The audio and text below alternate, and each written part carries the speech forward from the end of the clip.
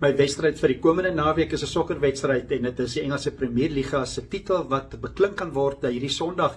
Dit is Liverpool wat net 1 punt nodig het om die titel te wen hierdie jaar. Hulle het baie goeie sokker gespeel. Daar's nog 'n hele paar wedstryde oor, maar dit was Arsenal en Crystal Palace wat gelyk op gespeel het in die week en dit beteken dat Liverpool het net 1 punt nodig. 'n Gelyk op uitslag is genoeg teen Tottenham Hotspur. Dit is Sondag. So daai wedstryd dink ek is my wedstryd van die naweek. Dit is 5:30 Sondagmiddag vir die wat 'n nota wil maak. Liverpool wat tuis speel by Anfield teen Tottenham Hotspur. Tans is die puntestand Liverpool het 79 punte na 33 wedstryde en Arsenal het 67 na 34 wedstryde in die tweede plek. So dit is net 1 punt wat nodig is vir Liverpool om te wen. Hulle het die laaste titel in 2019-2020 seisoen gewen. Dit was so in die middel van COVID-19 en voor dit was dit 30 jaar voor daai wen wat Liverpool gewen het. Dit was in die jaar 1989 en 1990.